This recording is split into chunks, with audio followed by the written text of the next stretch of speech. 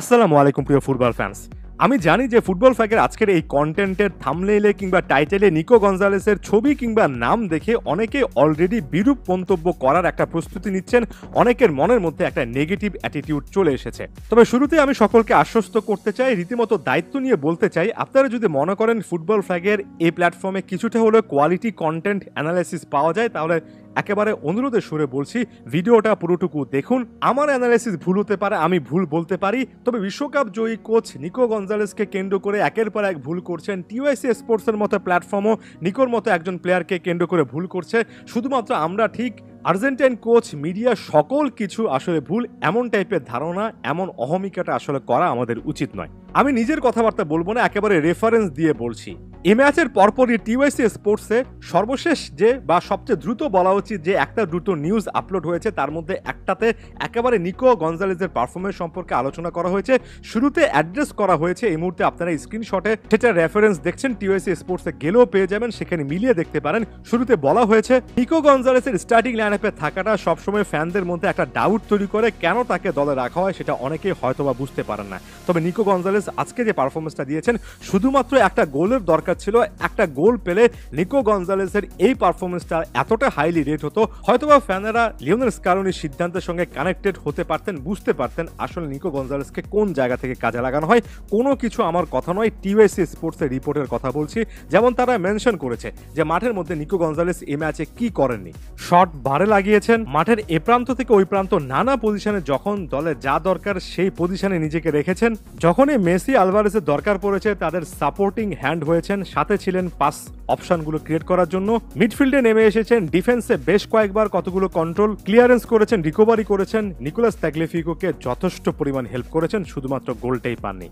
কোনো কিছু যদি আপনার বুঝতে সমস্যা হয়, আপনি শুধুমাত্র এই ম্যাচে এই প্লেয়ারটার হিট ম্যাপটা দেখেন, দেখবেন লেফট সাইডে তিনি আসলে অনেকটুকু সাইড লাইন ঘেঁষে খেলেছেন এবং অনেকটা লেফট সাইডে উইথ ধরে রেখেছেন বলেই আর্জেন্টাইন মিডফিল্ডাররা বাকি জায়গাগুলোতে একটু হলেও স্পেস পেয়েছেন, না হলে প্রতিপক্ষ প্লেয়াররা খুব একটা বেশি স্পেস অ্যালাউ করছিলেন না। তার চেয়ে বড় কথা, তিনি যেভাবে দেখুন লেফট ব্যাক পজিশনে রেড মার্কটা একবার দেখুন, নিকোলাস তাগলিয়াফিকোর পজিশনে নিচে নেমে এসেছেন একজন প্লেয়ার যাকে আপনি ডি বক্সের এই কোনায় পাবেন বল নিয়ে ঢোকার চেষ্টা করতে, পরক্ষণে তাকে আপনি ডিফেন্সে এসে একটা স্লাইডিং ট্যাকেল করতে দেখবেন। আর্জেন্টিনার এমন টাইপের খুবই বেশি ফিজিক্যাল ম্যাচগুলোতে একজন রড্রিগো ডি পল কিংবা একজন নিকো গঞ্জালেস যে পরিমাণ পরিশ্রম করেন, আমার কাছে সত্যিকার অর্থে খুবই খারাপ লাগে যখন মানুষ ফিনিশিংয়ে দুর্বলতার ব্যর্থতাকে এতটাই বড় বানিয়ে ফেলে যে বাকি সময়টাতে তারা আসলে কন্ট্রিবিউশনটা বোঝে না। শুধুমাত্র ফাইনাল থার্ডে কে কয়টা গোল করলেন, অ্যাসিস্ট করলেন, সেখানে সম্পূর্ণ মনোযোগ দিয়ে ফেলে, অ্যাজ ইফ ফুটবলে গোল অ্যাসিস্ট করায় সব মিডফিল্ডার কিংবা যারা উইং ব্যাক লেফট ব্যাক থাকেন তারা খুব একটা বেশি পরিশ্রম করেন না।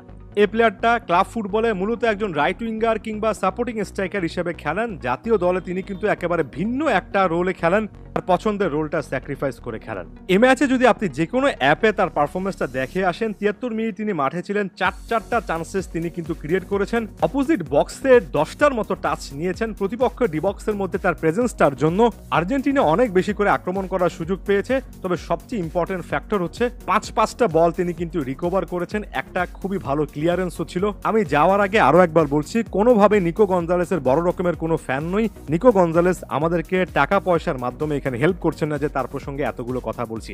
আমার কাছে খুবই খারাপ লাগে যখন আমরা একটা প্লেয়ারকে নিয়ে সমালোচনা করা শুরু করলে আর থামতেই চাই না, একটাবার বুঝতে চাই না যে বিশ্বকাপ চ্যাম্পিয়ন দলের একজন কোচ, এতগুলো ট্রফি, এতগুলো ম্যাচ জেতানো কোচ আসলে কি ভাবছেন।